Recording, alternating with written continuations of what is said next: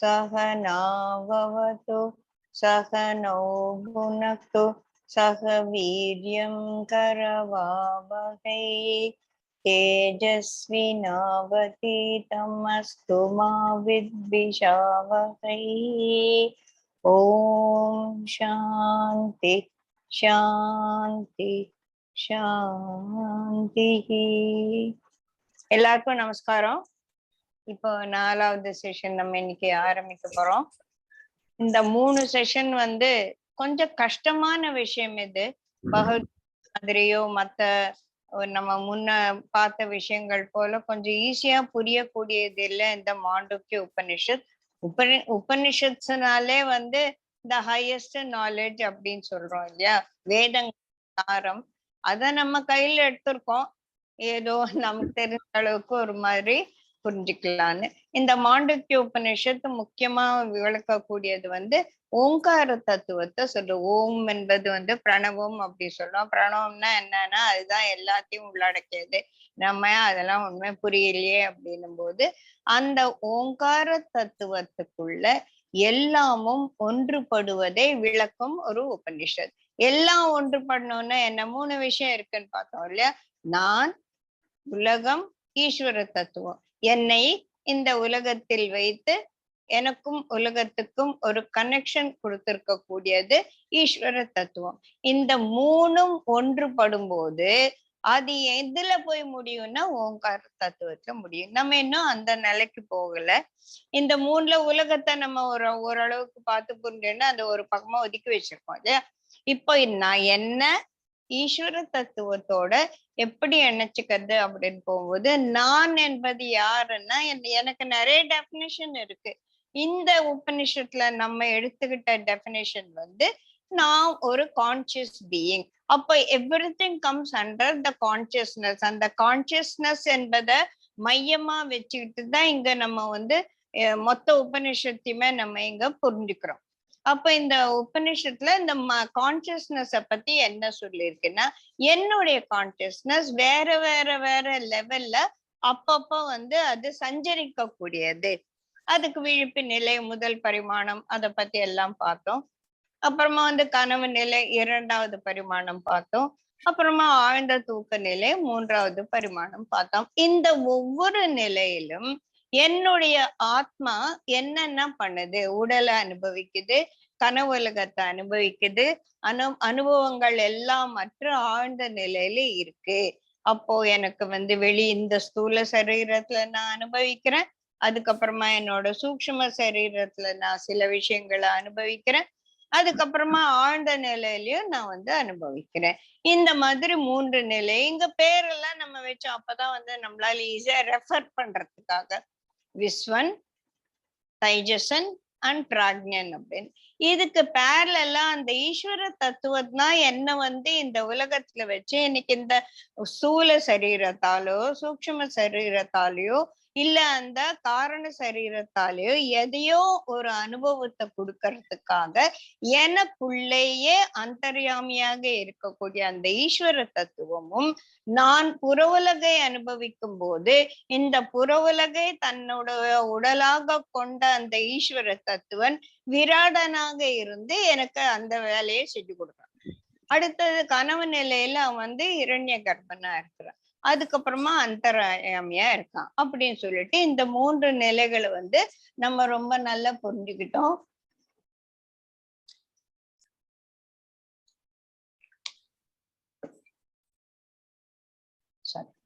இப்போ அந்த 4வது நிலை அப்படின்னு சொல்லக்கூடிய அந்த ஒரு விஷயத்த பார்க்க போறோம்.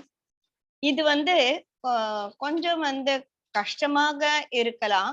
ஏன்னா இந்த 4வது நிலை நிலை அப்படின்னு சொல்லி பேரு. இது கொஞ்சம் புரியறது கொஞ்சம் ரொம்பவே கஷ்டம் அப்படின்னு தான் நம்ம சொல்லணும். இப்போ இதுலதான் நான் யார் அப்படின்ற ஒரு விஷயத்த நான் நிஜமாவே தெரிஞ்சுக்க போறேன். சரியா? நான் என்பது யாரு? நான் ஜெயஸ்ரீ. அப்போ யாரு ஜெயஸ்ரீன்னு கூப்பிட்டா, நீ வா, எங்க அக்கா சொல்றாங்க ஜெயஸ்ரீ நீ கிளம்பி அமெரிக்காவுக்கு வானா யார் போவா? இந்த உடல் போகும். அப்போ இந்த உடல் தான் உங்க வீட்டுக்கு வரும் அப்படின்னா அப்ப அந்த உடல் தானே முக்கியம், அதுதானே நானு அப்படின்னா சரி அதுவும் நீதான் அதுக்கு அடுத்தது கனவு நிலையில இருக்கக்கூடியதும் நான் தான். அப்போ கனவு நிலையில இருக்கக்கூடிய நான் சிரேஷ்டமானவனா, இல்ல இந்த ஸ்தூல சரீரத்துல இருக்கவங்க ரொம்ப கேவலமானவனா, எதையுமே ஒண்ணும் புரிஞ்சுக்காதவனா, அவன் ரொம்ப கிராஸா, அவன் சட்டிலா இல்லையா அப்படின்னா, அப்படியெல்லாம் நம்ம ஒரு டிஸ்குவாலிஃபை பண்றியோ, அதை குவாலிஃபை பண்ணி இது நல்லது அது கெட்டது அப்படின்னு நம்ம சொல்ல போறது இல்ல. அதுக்கு மேல இது நான் தான். ஓகே, எல்லாருக்கும் புரியறது. கனவு யாருக்கு வந்தது? எனக்கு தான் கனவு வந்தது. அப்ப அந்த கனவு நிலையில இருந்ததும் நான் தான். யார் நல்லா இவ்வளவு நேரம் தூங்குனா? நான் தான் தூங்கினேன். சொன்னேன் இல்லையா? நல்லா தூங்கிட்டு இருக்கும்போது ஜெயஸ்ரீ அப்படின்னு கூப்பிட்டா நான் தான் எழுந்திருப்பேன். அப்ப நான் ஜெயஸ்ரீ என்பது it is got etched in my memory, etched in my consciousness. அது இருக்குது. அப்ப அத எப்படி நான் அதுல இருந்து நான் வெளியில வர்றது அப்படின்னா, நீ வெளியில எல்லாம் ஒண்ணும் வரவாண்டா, நீ அதுதான் இருந்துகிட்டே நீ யார், எப்பேற்பட்டவன் அப்படின்றது முதல்ல புரிஞ்சுக்கோ அப்படின்னு தான் நமக்கு சொல்றதே ஒழிய, இந்த உடல் வேஸ்ட், இந்த கனவு நிலை வேஸ்ட், கிராஸ் பாடி வேஸ்ட் அப்படின்னு எல்லாம் யாருமே நமக்கு இங்க சொல்லல. அன்னமய கோஷா இதெல்லாமே தான் நான் தான்.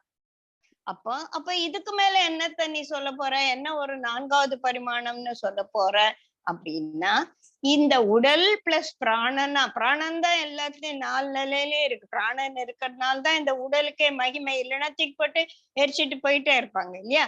சோ இந்த உடல் பிளஸ் பிராணம் விழிப்பு நிலையில இருந்துச்சு, மனம் பிளஸ் மெமரி கனவு நிலையில இருந்துச்சு, சித்தம் தன்னுடைய பதிவுகள் எல்லாத்தையும் விட்டு விட்டு ஆழ்ந்த நிலையில இருந்துச்சு. அப்ப இந்த 4வது நிலை என்ன? 3 சரீரம் சொன்னேன். சரீரத்ரயம் சொன்னேன். ஸ்தூலம், அப்புறமா gross body, subtle body and causal பாடின்னு சொன்னேன். இது எந்த பாடி? இந்த பாடியும் கிடையாது, ஒண்ணும் கிடையாது. சோ இத பத்தி தான் நாம இப்ப பார்க்க போறோம். இந்த துரியன் என்பவன் தான் நானு. அப்படியா? அப்போ மத்ததுலாம் நான் இல்லையா? இந்த நான் என்ற ஒரு உணர்வு, அந்த நான் என்ற அது இந்த 3 நிலைகளிலும் வியாபித்து இருந்தது.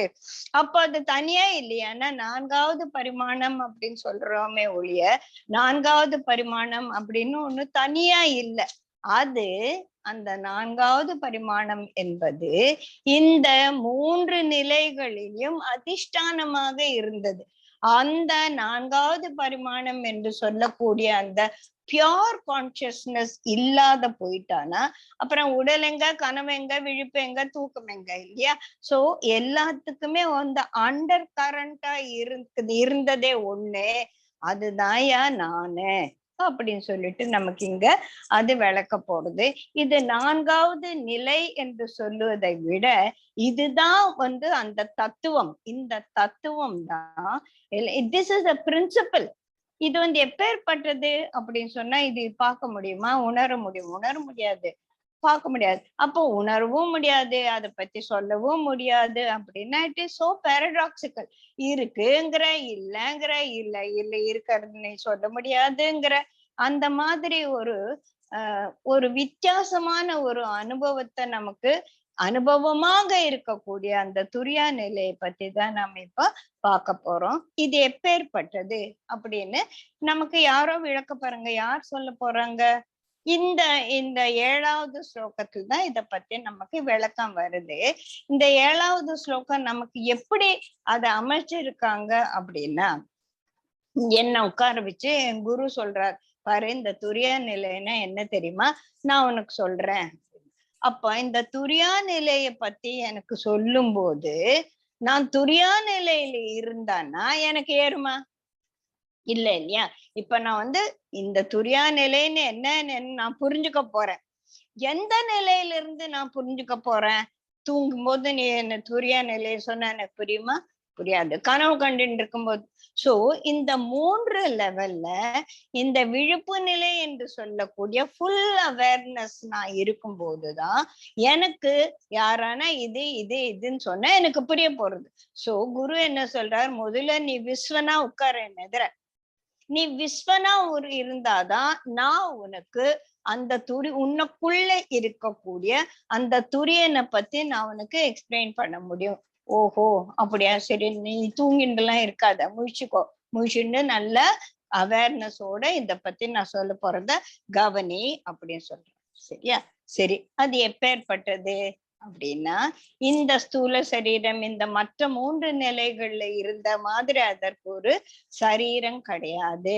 அது என்ன பிரக்ஞையில இருந்தது? புற உலகத்தை பார்த்ததா, அக உலகத்தை பார்த்ததா அப்படின்னு? புற உலகத்தை பார்க்கல, அக உலகத்தை பார்க்கல, ரெண்டையும் சேர்த்து பார்த்ததானா? இல்ல எதையுமே பார்க்கலையானா? அப்படியும் சொல்ல முடியாது. என்னையா குழப்புற, எதனா ஒரு விஷயத்த கிளியரா சொல்லு அப்படின்னு சொல்ற மாதிரி. முதல்ல நம்ம அந்த ஸ்லோகத்தை பார்க்கலாம். அதுல இருக்க ஒவ்வொரு வார்த்தையுமே நம்ம புரிஞ்சுக்கும் போது திங்ஸ் வில் பிகம் கிளியர் அப்படின்னு சொல்லி நம்ம எதிர்பார்க்கலாம். ஓகே, 7வது மந்திரம். அந்த பிரஜ்ஞः பஹி பிரஜ்ஞः உபயதः, ரெண்டும் சேர்ந்ததா, பிரஜ்ஞா கணம் பிரஜ்ஞம் அப்பிரஜ்ஞம் ந, இது எதுவுமே கிடையாது. நீ அப்பனா அகநிலையில நீ இருந்திய கனவு நிலை அது கிடையாது. உலகத்தை அனுபவிச்சு விஸ்வனா இருந்து அது கிடையாது. சரி, நீ ஒரு நிலையில விஸ்வனும் நீதான், பிராக்ஞனும் நீதான், தைஜசனும் நீதான் அப்படின்னு சொல்லிட்டு இருந்து எல்லாம் சேர்ந்து இருந்தைய, அதுதான் இந்த துரியனானா? அதுவும் கிடையாது. பிரக்ஞை இருந்த அவனுக்கு பிரக்ஞை எல்லாம் கிடையாது. அப்போ பிரக்ஞை எல்லாம் திரண்டு போய் எங்கேயோ போய் ஒழிஞ்சுக்கிச்சா? அதுவும் இல்ல. அப்ப அவன் பிரக்ஞன் இல்ல அப்படின்னா அப்பிரஜ்ஞமா? இவன் புத்திசாலி அப்படின்னா இவன் புத்தி இல்லாதவனா? புத்திசாலி கிடையாது அப்படின்னா இவன் புத்தி இல்லாதவனா? இல்ல, இவன் புத்தி இல்லாதவனும் சொல்ல முடியாது, இவன் புத்திசாலின்னு சொல்ல முடியாது. என்னத்தான் சொல்ல போற நீ அப்படின்று முதல்ல ஒரு 7-8 வார்த்தைகள் நீ எது இல்லை அப்படின்னு சொல்லுது. முதல்ல இந்த நேத்தி தத்துவம் சொல்லுவோம் இல்லையா? ஒரு கல்லை பார்த்தோம்னா ஒரு ஸ்கல்ப்டருக்கு அந்த கிருஷ்ணர் தெரியுது, நமக்கு அது கல்லா தெரியுது. அப்ப அவன் கண்ணுல கிருஷ்ணரை தவிர இருந்ததை எல்லாம் அவன் எடுக்கிறான். He's only removing what is not Krishna. அதுதான் இங்க சொல்றார். எது துரியன் இல்லையோ அதெல்லாம் நம்ம சொல்லிட்டார். சரி, அவன் எப்பேற்பட்டவன்? இந்த ஒரு நிலை நாம ரூபத்துக்கு அப்பாற்பட்டது. ஜெயஸ்ரீ என்றது இந்த உடலுக்கு தான், இந்த மனசை வச்சு நான் போராடின்னு இருக்கேன், நான் எனக்கு தான் பேரே தவிர என்னோட துரியா நிலை என்னோட ஆத்மாவுக்கு பேர் கிடையாது. என்னோட ஆத்மாவுக்கு தான் ஜெயஸ்ரீன் பேருன்னா அடுத்த ஜென்மத்திலயும் நான் ஜெயஸ்ரீ தான், முந்தின ஜென்மத்திலயும் நான் ஜெயஸ்ரீ தான், யானையா இருந்தப்போ நான் ஜெயஸ்ரீ தான், பூரையா இருந்தப்போ நான் ஜெயஸ்ரீ. அது முடியுமா? இல்ல. அப்போ இந்த ஆத்மாவுக்கு பெயர் கிடையாது. இந்த உடல் இப்பதான் நான் பொண்ணா பிறந்திருக்கேன், எந்த ஒரு ஜென்மத்திலயும் நான் ஆணா இருந்திருக்கலாம், இல்ல அடுத்த ஜென்மத்துல நான் குரங்கா பிறக்கலாம், யானையா பிறக்கலாம், எது வேணாலும் பிறக்கலாம். சோ இந்த ரூபமும் இந்த நாமமும் எனக்கு இந்த அன்னமய கோஷ பிராணமய கோஷம் மனோமய கோஷத்துக்கு தானே ஒழிய என்னோட துரியா நிலைக்கு கிடையாது.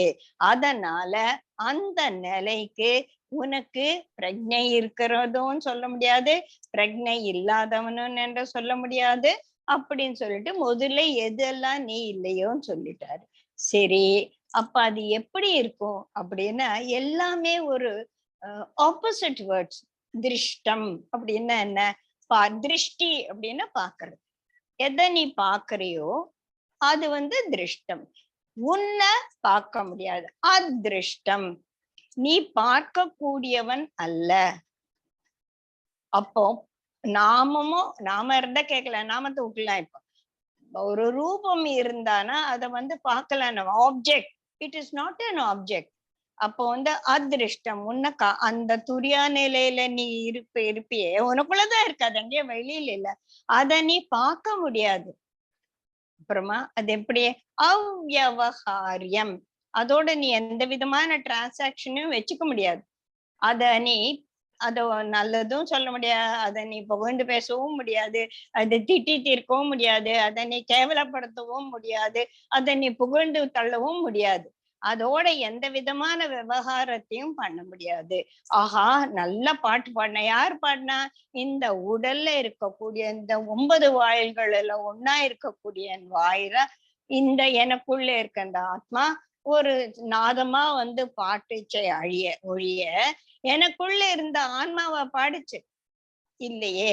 அதனால நீ விவகாரத்திற்கு அப்பாற்பட்டவன். உன்னோட எந்த உன்னோடன்னு அதோட நான் சொல்றதுன்னு கன்ஃபியூஸ் ஆயிடுங்க. வி ஆர் டாக்கிங் ஆகாதுங்க. We are talking about the துரியன். துரியன்னு ஒரு நிலை, 4வது நிலைன்னு வச்சுக்கலாம் இப்போதைக்கு. சரியா? அது அவ்வியவகாரியம். அதனோட எந்த விதமான விவகாரமும் பண்ணவே முடியாது. அப்புறமா அது எப்பேற்பட்டது? அக்ராஹ்யம். நீ இப்பேற்பட்டதுன்னு சொல்லி அத நீ கிரகிச்சுக்கவே முடியாது. இந்த விஷயத்த நம்ம கேனோபனிஷத்துல ரொம்ப டீட்டெயிலா பார்த்தோம்.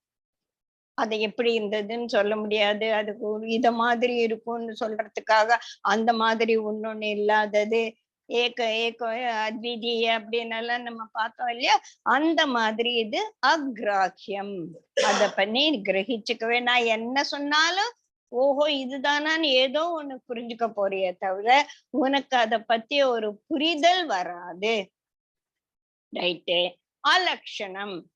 அது இவ ரொம்ப அழகா லட்சணம் அவலட்சணம் அப்படின்னு சொல்லுவான். அழகு அழகு இல்லைன்னு சொல்லலாம். விலட்சணம் இவனா வேற மாதிரி இருக்கானே அப்படின்னு சொல்லலாம். லட்சணமும் இல்ல, அவலட்சணமும் இல்ல, விலட்சணம் இல்ல. இது அலட்சணம். லட்சணங்கள் இல்லாதது, அடையாளங்கள் இல்லாதது, இப்பேற்பட்டது என்று சொல்லக்கூடியது. அப்ப என்னடா இது? அதான் நான் சொல்றேனே அடுத்ததா, அச்சிந்தியம். நீ அதனை பத்தி சிந்தனை செஞ்சு புரிஞ்சுக்கவே முடியாது. உன்னுடைய சிந்தனைக்கு அப்பாற்பட்டது. இவ்வளவு சொல்லிட்டு அப்புறம் என்னடா இருக்கு? அவ்வியபதேசியம். பதங்களால் உன்னை விளக்க முடியாது. இங்க நான் உன்னை கிண்ணைன்னு சொல்லும் போது கன்ஃபியூஸ் ஆகாதீங்க. We are talking about the துரியன். ஓகே. உன்னை அதனால இந்த வார்த்தைகளால விளக்க முடியாது. வார்த்தைகளால் விளக்குவதற்கு அப்பாற்பட்ட ஒரு விஷயம் அது. அத விளக்கவும் முடியாது. ஏக் ஆத்ம பிரபத்திய சாரம். இது ஆர்ம உணர்வால் மட்டுமே அறியக்கூடியது.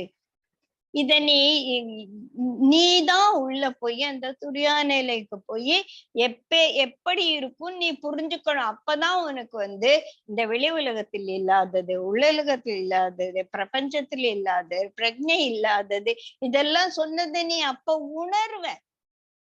அப்பதான் உனக்கு புரியுமானா புரியுங்கிறதுக்கு அது ஒரு விஷயமே கிடையாது.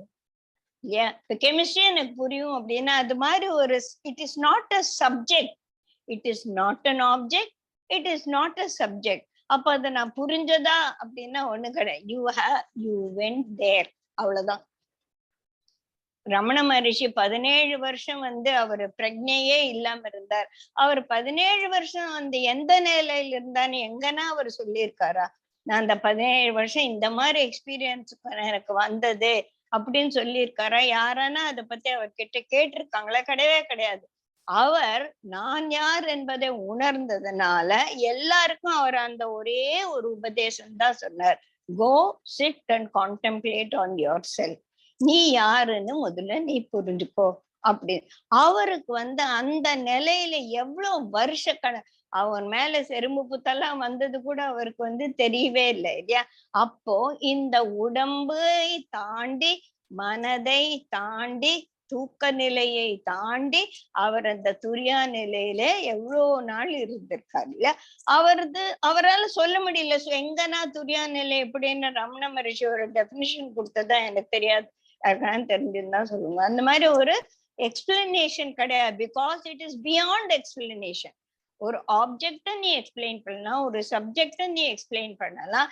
இது எதுவுமே கிடையாது. அதான் அச்சிந்தியம், அவ்வியவகாரியம், அக்ராஹ்யம் எல்லாம் சொல்லிட்டோம் இல்லையா? அச்சிந்தியம் வேற. நீ அதை பத்தி எல்லாம் சிந்தனை பண்ணி குழப்பிக்க உன்னால ஒண்ணுமே முடியாது. அப்புறமா என்ன சொன்னாங்க? ஆன்மா உணர்வால் மட்டுமே அறியக்கூடியது. அதுக்கப்புறமா இந்த அடுத்த வார்த்தை ரொம்ப ரொம்ப முக்கியமான ஒரு வார்த்தை அப்படின்னு சொல்லலாம். பிரபஞ்ச உபசமம். உபசமம் அப்படின்னா அதுக்குள்ள மருந்து. நான் ஒரு உப்பு பொம்மையோ உப்பு பொம்மை பண்ணேன்னு வச்சுக்கலாமே. அதை நான் எடுத்துன்னு போய் சமுத்திரத்துல போட்டானா அந்த பொம்மை எங்க இருக்கு? அந்த பொம்மையில இருந்த உப்பு இந்த சமுத்திரத்துல எங்க இருக்கு? காட்டு அப்படின்னா அந்த பொம்மை இந்த உப்பு தண்ணீரில் கரைந்து மறைந்து விட்டது. புரியுது? Supposing if I drop a pink colour உப்புல பிங்க் கலர் போட அந்த பிங்க் கலர் அட்லீஸ்ட் கொஞ்ச நேரத்துக்கு இருக்கும். இது ஒண்ணுமே கிடையாது. கம்ப்ளீட்டா காணாம போயிடுச்சு இல்லையா? அதுதான் உபசமம் அப்படின்னு சொல்றது. ஆக்சுவலா பிரளய காலத்துல வந்து மொத்த பிரபஞ்சமுமே அந்த பிரம்ம தத்துவத்துல உபசமம் ஆயிடுறது. Everything becomes totally unmanifested. அப்போ பிரம்மத்தில் பிரபஞ்சம் உபசமம் ஆயிடுச்சு. அதுக்குள்ள அது மறைஞ்சு போயிட்டது. And இன்னொரு தடவை it will get manifested. So it has totally gone into unmanifested form. இந்த நான் போட்ட பொம்மை வந்து நீளமா பெருசா போட்டேன்னு அது எங்க இருக்கு அப்படின்னு நான் எவ்வளவு தேடினாலும், எவ்வளவு புத்திசாலி வந்து தேடினாலும் அதை தேடி கண்டுபிடிக்கவே முடியாது. பிகாஸ் இட் இஸ் கம்ப்ளீட்லி அந்த கடல் நீரில் அது உபசமம் ஆயிடுச்சு. இப்போ இந்த ஒரு வார்த்தையை தான் நம்ம வந்து ரொம்ப புரிஞ்சுக்க வேண்டிய விஷயமா இருக்கு. இது என்னுடைய ஆத்மா, என்னுடைய துரியா நிலையில இந்த மத்த நிலைகள் இருக்கு இல்லையா, அது கொஞ்சம் நல்லா புரிஞ்சுக்கோங்க. நான் I think Arun, you put it in the gallery view so that I can see everybody. இது யாருக்குன்னா புரியலன்னா கொஞ்சம் கை உயர்த்தி எக்ஸ்பிளைன் பண்ணுன்னு கேளுங்க. நீங்க அன்மியூட் பண்ணிட்டு பண்ண. ஏன்னா இத வந்துதான் நம்ம இதுதான் நான் the thing that I'm going to take home from this. இதுதான் நம்ம எடுத்து போகக்கூடிய ஒரு விஷயம். இது என்ன அப்படின்னா, எப்படி வந்து இந்த பிரபஞ்சம் அந்த பிரம்மத்துல உபசமம் ஆயிடுச்சோ அந்த மாதிரி என்னுடைய இந்த ஸ்தூல சரீரமான முதல் பரிமாணம், இரண்டாம் பரிமாணம், மூன்றாம் பரிமாணம் எல்லாமே என்னுடைய அந்த தத்துவத்தை நோக்கி போக போக போக இதெல்லாம் மறைஞ்சு போயிடுது. சரி, என்னவோ சொல்ற நீ, இதனால எனக்கு என்னையா உபயோகம்? ஓகே, நீ சொல்லிட்ட எல்லாம் வந்து துரியா நிலைக்கு போகும்போது உடல் மறந்து போயிடும், உனக்கு கனவெல்லாம் வராது, ஆழ்ந்த தூக்கத்தை இருப்ப, நீ யாருன்னே மறந்து போயிடுவ, நீயும் ரமண மகரிஷி மாதிரி 17 வருஷம் வந்து அப்படியே இருக்க முடியும் அப்படின்னு. சரி, okay, right, this all will happen at somewhere or to somebody or to me at some janma or whatever it is. இப்போ இந்த உபநிஷத்தை படிச்சதால எனக்கு என்ன லாபம் அப்படின்னு கேட்கலாம் இல்லையா? எல்லாம் நாலு வந்து 4 செஷன் படிச்சோம், எனக்கு ஒண்ணுமே புரியல, ஜெய்ஷி சொல்றது எதுவுமே புரியல அப்படின்னு. ஐயோ பாவம் இல்லை, ஜெய்ஷி இவ்வளவு கத்தி சொன்னு ஒண்ணுமே புரியலன்னு எப்படி? சோ இத நம்ம எப்படி பார்க்க போறோம் அப்படின்னு ஒரு எக்ஸாம்பிள் நான் சொல்ல போறேன். இப்ப இந்த உலகம் வந்து என்ன படுத்துறது? சே ஃபார் எக்ஸாம்பிள், எல்லாரும் சொல்றாங்க உங்க அக்கா தங்க எல்லாம் எப்படி இருக்காங்க, நீ ஏன் வேற மாதிரி விலட்சணமா இருக்க, நீ குள்ளமா இருக்கியே, நீ பாடவே மாட்டேங்கிறிய, உனக்கு பாட்டே தெரியாத, எல்லாரும் உங்க குடும்பத்துல நல்லா பாடுறாங்க. இப்படி என்னை பத்தி ஒரு விவகாரம் நடக்கிறது. Okay, whether it is good or bad, it has an effect on me. Say for example, எல்லாரும் எவ்வளவு குள்ளமா இருக்கேன்னு எல்லாரும் எப்ப பார்த்தாலும் எங்க போனாலும் சொன்னா, ஜெய்ஷி ஒண்ணுமே எட்டாது, அவ்வளவு தூக்கி மேல உட்கார வை, இப்படி உழக்கு படி, இந்த மாதிரி என்னென்னலாம் சொல்லுவாங்க. இதெல்லாம் சொல்லும் போது எனக்கு மனசு வருத்தமா இருக்குன்னு வச்சுக்கலாம், சரியா? சோ இப்ப இந்த மனசு வருத்தம் என்பது எதனால வந்தது? இந்த வெளி உலகம் என்னோட ஒரு விவகாரம் பண்ணிச்சு. என்ன விவகாரம் பண்ணிச்சு? நல்லது கெட்டதுன்னு பண்ணிச்சு. எதை பத்தி பண்ணுச்சு? இந்த உடலை பத்தி பண்ணுச்சு. ஆனா if I am getting established that I am not this body, you can only talk about, you can only disgrace this body, not me. Then I should get totally established in the fact that I am not this body. I am not this body அப்படின்ற ஒரு விஷயத்த வந்து ஏதோ ஒரு பெரிய விஷயமா வச்சுட்டு நம்ம ஞானியா போய் எங்கேயோ ஒரு காட்டுல உட்காரணும்னு கிடையாது. I have to practice it in my daily life. நான் இந்த உடல் அல்ல அப்படின்றது எப்ப வந்து எனக்கு உபயோகப்படணும், எப்ப எனக்கு இந்த உலகத்திலிருந்து என்னை விடுவிச்சுக்கிறதுக்கு எனக்கு உபயோகமாக இருக்கணும் இல்லையா? இல்லைன்னா அது நான் யாரு, நான் இந்த உடல்ல நீ உடலா இருந்தானா உடல் இல்லாட்டா எனக்கு என்ன போச்சு அப்படின்னு கேட்போம் இல்லையா? சோ இந்த புற உலகமானது என்னை நோக்கி வந்து என்ன வருது, இந்த புற உலகம் என்ன பார்த்து வருது. எப்படி வருது? இந்த சம்சாரமாச்சே அது எனக்கு ஒரு துன்பத்தை தூக்கிட்டு வருது இல்லையா. நான் ஜாலியா தான் இருக்க, பாட்டிக்கெல்லாம் போறேன் அப்படின்னு நம்ம சொல்லலாம். அதெல்லாம் நிலை இல்லாதது. இதெல்லாம் அதை பத்தி நம்ம நிறைய பேசிட்டோம். ஓகே, இந்த உலகம் நம்ம கிட்ட வரும்போது அது எதை கொண்டு வருது? ஒரு துன்பமான ஒரு எக்ஸ்பீரியன்ஸ கொண்டு வருது. நான் என்ன பண்றேன்? ஏய், நான் இது this can affect only my physical body. I am not physical. நான் திரும்பிட்டு நான் என்னை பார்த்து நான் போயிட்டு இருக்கேன். Where am I going? I am going withdrawing myself from this physical body and moving inside.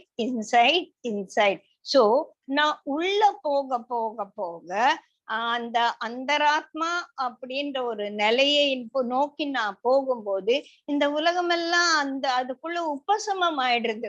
உப்பு பொம்மை மாதிரி இந்த புற உலகம் எனக்குள்ள கரைஞ்சு போச்சு. Then it can't affect me. அது என்ன எந்த விதத்திலயும் பாதிக்காது இல்லைங்களா. அது பாதிப்புக்கு நான் அந்த பாதிப்புகளுக்கு அப்பாற்பட்டவன் ஆயிட்டேன். ஏன் என்றால் அங்க எனக்கு அனுபவங்கள் இல்லை. நான் இந்த புற உடலை அனுபவிக்கிறேன். இந்த புற உடல் அனுபவிக்கும் பொருளாக இருக்கிறது.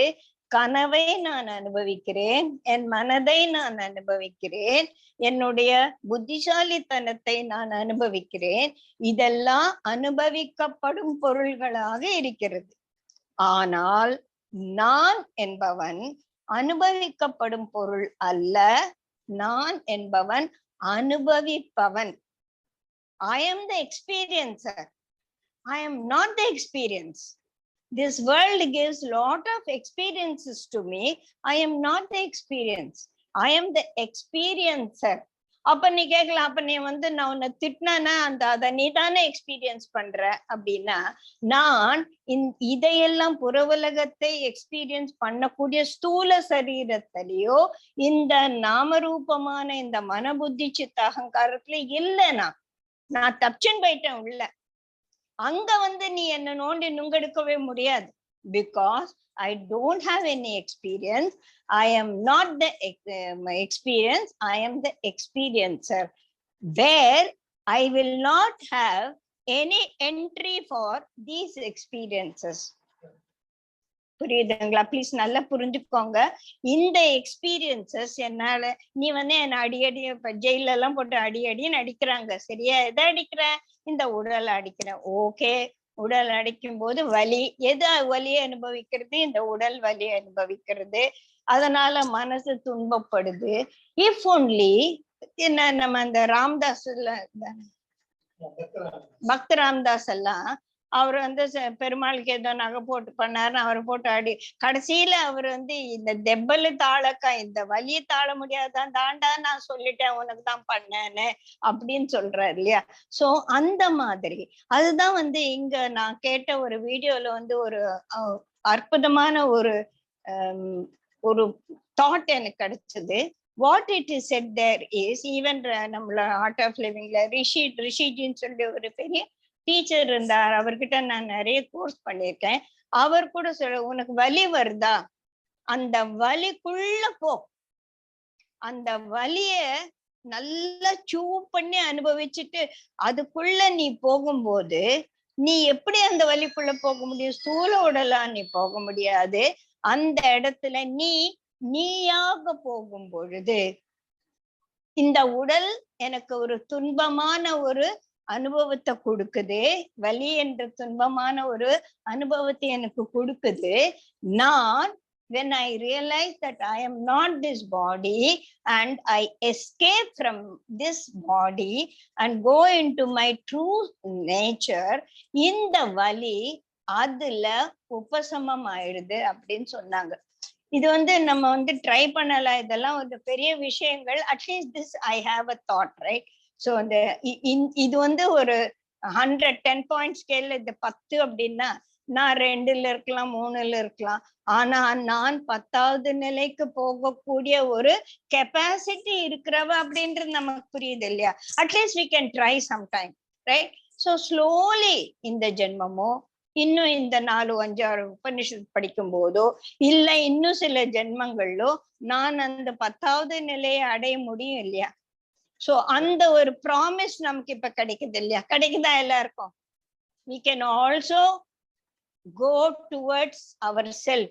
நான் யார் என்பதை நான் வந்து இப்ப உணரலனாலும் இதுதான் அப்படின்னு சொல்லியிருக்காங்க. let me go to it. That is the idealism. now I am not ideal அப்படின்னு I can move towards the idealism. so இந்த உபசமம் என்ற ஒரு வார்த்தை வந்து ரொம்ப உபசமம்னா எது? இப்போ நானே வந்து ரொம்ப எனக்கு துன்பம், எங்க வீட்டுல ஒரு பெரிய கஷ்டம்னு வச்சுக்கோங்களேன். என் குழந்தை ரொம்ப உடம்பு சரியில்லாம இருக்கு. நான் என்ன பண்றேன்? இந்த குழந்தை உடம்பு சரியில்லை திருப்பி திருப்பி திருப்பி திருப்பி மனசு வந்து அதுலயே போட்டு குழப்பி குழப்பி குழப்பி என்ன பிரயோஜனம்? ஒரு பிரயோஜனமும் இல்லை. Right? If only I sit and submit myself to these higher energies. when I submit myself into these higher energies, nothing is, when I realize the fact that I am nothing, I cannot solve my problem. This situation or my life is not in my hand. It is in the control of the divine beings. They will only, இந்த நாடகம் நான் director எழுதிட்டாரியா இந்த வசனத்தை, நான் வந்து act பண்ண ஸ்டேஜ்ல ஏறியாச்சு, நான் மாத்த முடியாது அப்படின்ற ஒரு எண்ணம் வரும்போது இந்த வாழ்க்கை என்ற ஒரு குழப்பம் நமக்குள்ள உபசமம் ஆயிடுறது. ஆகுதா இல்லைங்களா? Right? At least it will do no, it will help us for some time. So அந்த மாதிரி இந்த நிலையாமையை, இந்த நிலையாமை என்னையா அதெல்லாம் நிலையாமை அப்படின்னு சொல்லும்போது கொஞ்சத்துக்கு முன்னால தேவகுமார் கூட சொல்லிட்டு இருந்த இந்த நிலையாமை அப்படின்னு சொல்லும் போது ஒரு மனசுக்குள்ள ஒரு வந்து விவேகம், வெறுப்பு வருது. அந்த வெறுப்பு என்ன பண்ணும்னா ஒரு வைராகியத்தை நமக்கு கொடுக்கும். வைராகியம் வந்து ஒண்ணுக்கும் பிரயோஜனம் இல்லை. எது பிரயோஜனம்? விவேகம் தான் பிரயோஜனம். அப்போ இது நிலையாமை அப்படின்னு சொல்றதை விட இதோட நிலையாமை எதனால் அப்படின்னு சொல்லிட்டு நம்ம புரிஞ்சுக்கிட்டோம்னா, இதை வந்து நம்ம யோக வசிஷ்டால ரொம்ப டீட்டெயில்டா பார்த்திருக்கோம். இது மித்யா, இது பொய் அப்படின்னு கிடையாது, உண்மை அல்லாதது, இது வந்து ஷார்ட் லிவ்டு அப்படின்றத நமக்கு புரியும் போது எனக்கு ஒரு பெரிய கஷ்டம் வந்துடுச்சு, இந்த கட்டின்னு விழுந்துட்டேன், எனக்கு முதுகு எலும்பு உடைஞ்சிடுச்சு. then I will only know that it is a temporary happening. கொஞ்ச நாள்ல இது போயிடும். At least I have that promise, isn't it? அதனால் அட்லீஸ்ட் நான் வந்து ஓரளவுக்கு இத எதிர்கொள்ளக்கூடிய ஒரு சக்தி அட்லீஸ்ட் நமக்கு வரும் அப்படின்னு சொல்றதுதான் ரொம்ப முக்கியம். சோ இந்த குணாதிசயங்கள் எல்லாம் சொன்ன அப்புறமா நான் யாருன்னு சொல்ல வேண்டாமா? அந்த ஒரு நிலை எப்படி இருக்கும் சொல்ல வேண்டாமா? அது அத்வைத்தம், சிவம், சாந்தம், அத்வைத்தம். அது இரண்டு அற்றது. இங்க அத்வைத்தம் துவைத்தம் வசிஷ்ட அத்வைத்தத்தை போட்டு நம்ம குழப்பிக்க வேண்டாம். இங்க அத்வைத்தம் அப்படின்றது வந்து நான் என்பது வேற அல்ல, நான் என்பதுதான் ஆன்மா. இதெல்லாம் அழியக்கூடியது. இந்த ஜென்மத்தில் தான் இந்த உடல், இந்த ஜென்மத்தில் தான் இந்த மனப்பதிவுகள். ஆனால் நான் என்பது அந்த அழியாத ஆத்மா. அது பிரம்மத்தை விட வேறானது அல்ல. அங்கதான் வந்து அத்வைத்தம். அப்போ நான் சொன்னேன் இல்லையா, இந்த சர்க்கரையில பண்ண சர்க்கரை இனிப்பானதுன்னா அதுல பண்ண பலகாரம் எல்லாமும் இனிப்பாதான் இருக்கணும். அப்ப இத சத்தியம், சிவம், ஆனந்தம், ஆனந்தம் பிரம்மத்தோட குவாலிட்டிஸ் அப்படின்னா அந்த பிரம்மன் தானே என்ன படைச்சிருக்கு.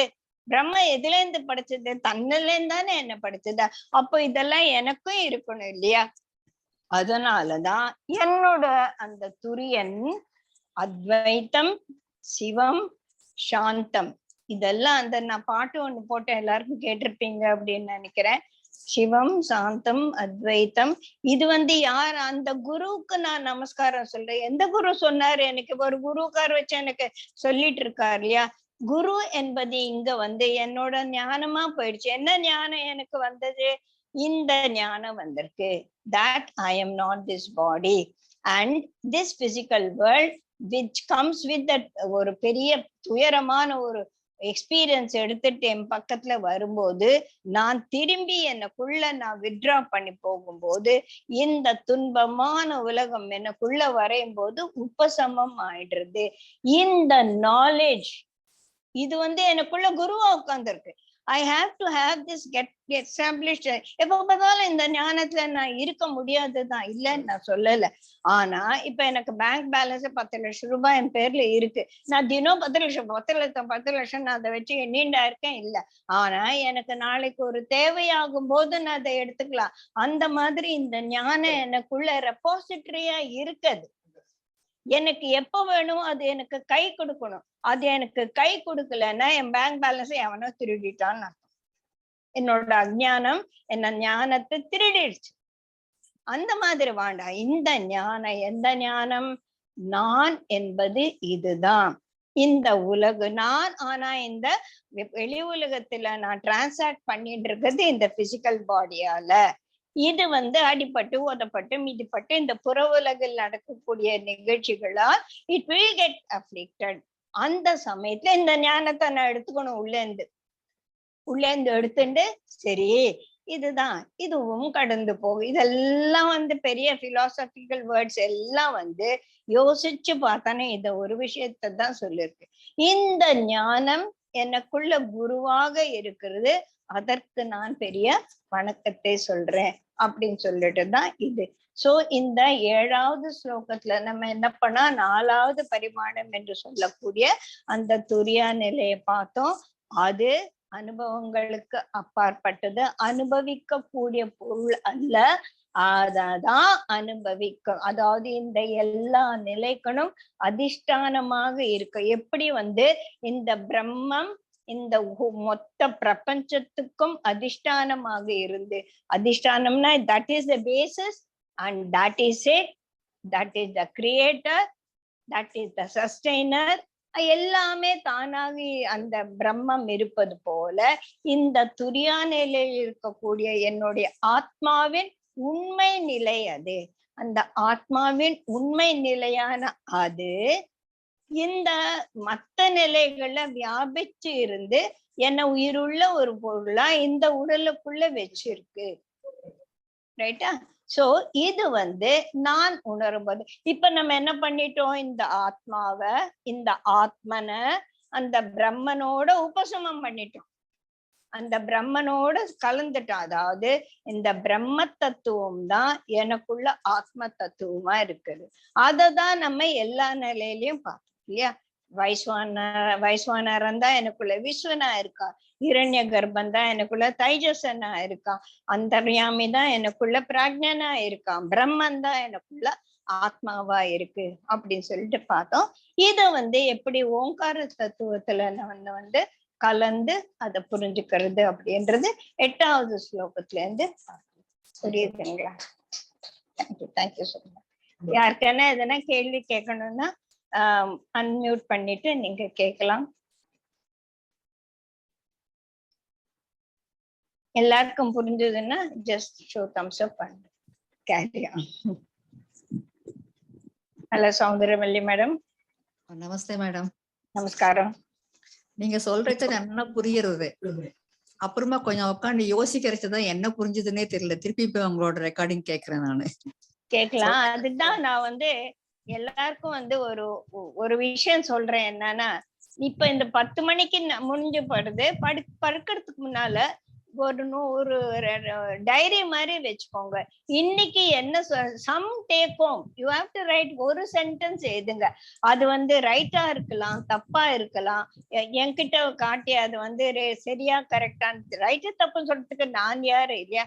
அது ரைட்டா இருந்தா அதுதான் உங்களோட நாலேஜ். அதை நீங்க தப்பா புரிஞ்சுக்கிட்டாலும் அதுதான் உங்களுக்கான ஒரு ஞானம் அப்படின்னு சொல்லிட்டு எவ்ரிடே ஃபர்ஸ்ட் நீங்க திருப்பியும் வேணா என்னோட ரெக்கார்டிங்ஸ் கேட்டு ஃபர்ஸ்ட் ரெக்கார்டிங்ல என்ன வாட் டிட் ஐ கெயின், என்னத்த சொன்னுச்சு, ஒரு லைன். நீங்க பெரிய ஒரு விஷயமா ஒரு எஸ்ஸேவா எழுத வேண்டாம், ஒரு லைன் எழுதுங்க. அது எழுதினாலே ரொம்ப ரொம்ப வந்து it will get concretised in ourselves. Okay. இப்ப எங்க அக்கா வந்து நான் சொன்ன அந்த டேபுலர் காலத்துல ரொம்ப அழகா எக்ஸ்பெல் ஸ்டேஜ்ல போட்டிருக்காங்க. நான் அதை வந்து பிரிண்ட் அவுட் எடுக்க பார்த்தேன். அது என்னன்னா தனித்தனியா வருது.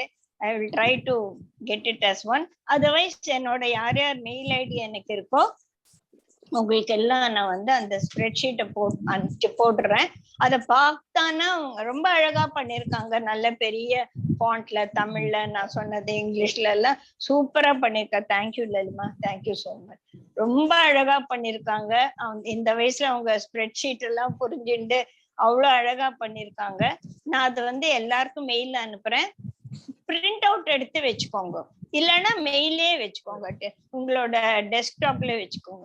அது அப்பப்ப பார்த்துட்டு இருந்தா இந்த நிலைகள் எல்லாம் நமக்குள்ள வந்து ஒரு மாதிரியே இறங்கும். Okay, Jai Gurudev. Good night everybody. Jai Gurudev. Good night.